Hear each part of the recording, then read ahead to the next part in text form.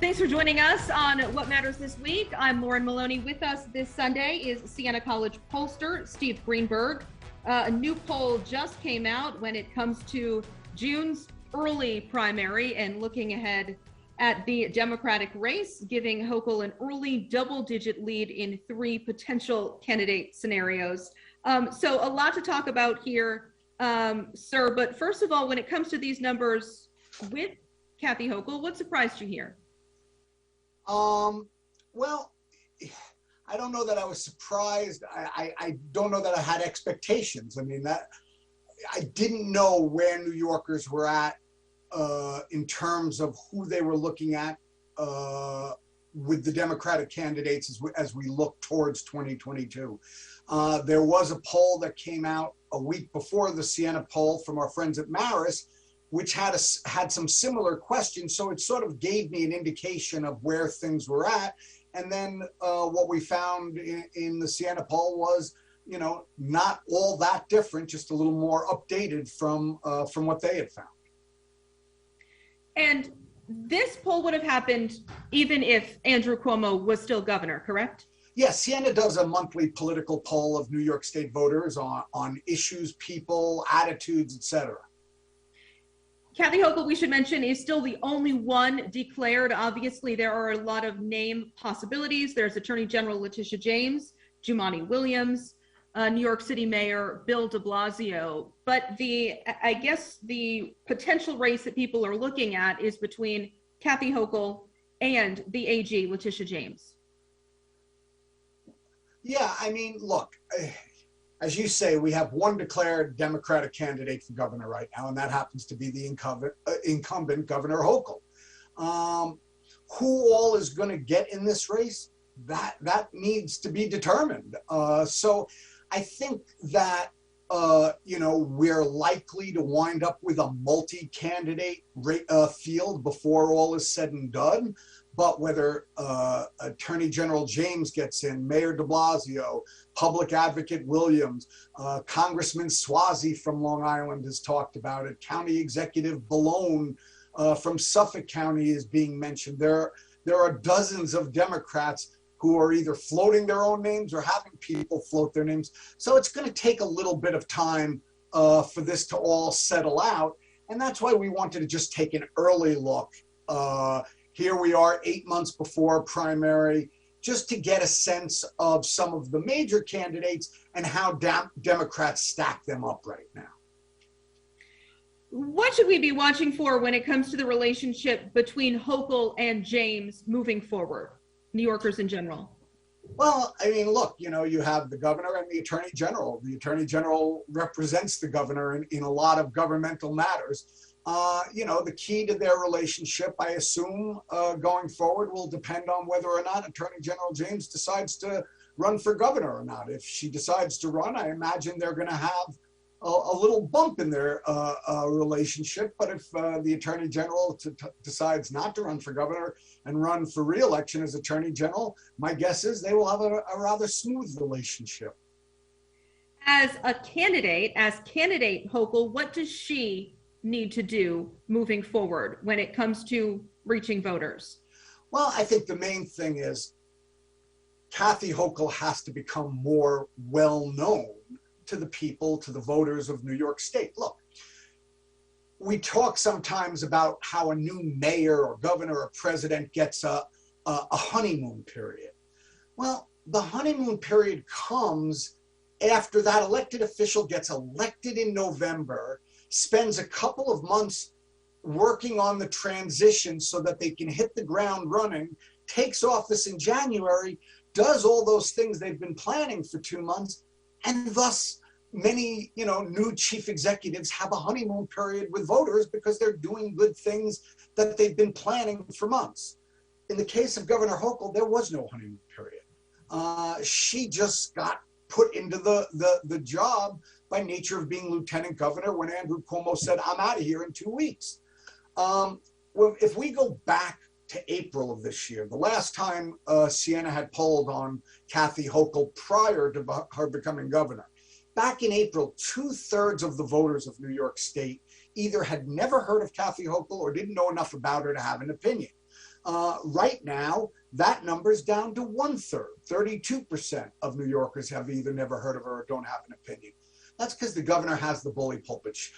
She's on the news at 11 o'clock. She's in the newspaper. She's online. She's in social media. People learn about their governor. She's only been governor now a little less than 2 months, so people are learning about her and will continue to learn about her. So I would say the thing that Kathy Hochul has to do most, which is the same advice I think I would give to any of the other Democrats who decide to get into this race, is you've got to become known to the voters. You've got to give them a reason to like you. You've got to give them reasons that they should support you over their opponents, and make sure to vote when we know in primaries, those are low turnout elections. So you've got to get people to like you, convince them to want to support you, and then make sure they get out and vote on primary day. Hochul has a positive favorability rating according to your poll, but job performance is now negative. Explain that to us. Sure. Well, what we do every month is we ask several different questions about governors, presidents, legislators, etc. And the two questions we ask every month about the governor, whoever the governor may be at that time, is, do you have a favorable or unfavorable opinion of Kathy Hochul? And on that question right now, 42% of New York voters say they have a favorable view of Hochul, 26% have an unfavorable view, and as I said, 32 don't know enough or have never heard of her. Obviously, a big partisan divide. Democrats have a favorable view of Hochul, 58-12, whereas Republicans, 23% favorable, 50% of Republicans unfavorable to Hochul. But then the second question we ask of a governor every month is, how would you rate the job that Kathy Hochul is doing as governor? Excellent, good, fair, or poor? And what we do is we put together excellent and good and call that a positive job performance rating. And we put together fair and poor and call that a negative job performance rating. And so right now, 43% of New Yorkers give Hochul a positive job performance rating, 45% give her a negative job performance rating. So 2 points underwater, pretty much break even at this point. And again, the large partisan divide. 59% of Democrats give her a positive job performance rating. 67% of Republicans give her a negative job performance rating.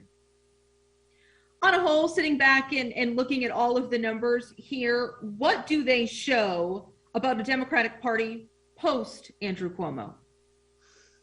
Well, I don't know that this poll shows us anything about the Democratic Party post Andrew Cuomo, but what we do know about New York is that there are more than twice as many Democrats enrolled in this state as there are Republicans.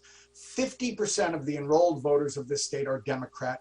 Only 22% of the state's voters are enrolled as Republicans. In fact, they're not even the number 2 party, because there are 23% of those voters of this state who are independent.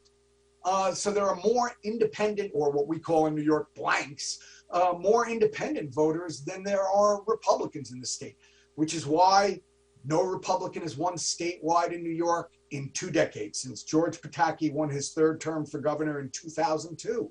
No Republican other than Pataki has won in New York in almost 3 decades, since Dennis Vacco got elected Attorney General in '94, and no Republican candidate for president has carried the state since Ronald Reagan's re-election in 1984. But back when George Pataki first beat Mario Cuomo back in '94, Democrats had an enrollment advantage, but not nearly as big as their enrollment advantage today. Back then, it was about a 5-3 advantage. Now, as I say, it's better than 2-1. So Republicans have their work cut out for them no matter what, no matter who the Democrats wind up nominating for governor in their primary. Whoever comes out of the Republican primary for governor is going to face an uphill battle against that Democrat. And Steve, you mentioned to me earlier, there's 2 interesting notes here when it comes to how people are favored against New York City Mayor Bill de Blasio, both Cuomo and former President Trump. Yeah, we used to, for the last several years, as we have looked at the favorability ratings of various elected officials, either in New York or in Washington, who represent New York as well, Donald Trump has been the lowest ranked politician in New York for the last 5 years, almost every month. But what we find this month is while Trump's favorability rating is lousy, 37% favorable, 59% unfavorable. So underwater, net negative 22-point favorability rating. Andrew Cuomo's is 3360 or 27 points underwater. But Bill de Blasio is now the champion of New York polls on the negative side. Right now, 25% of New Yorkers view de Blasio favorably, 56% view him unfavorably. So he's underwater by 31 points. Okay. Steve Greenberg, appreciate your insight.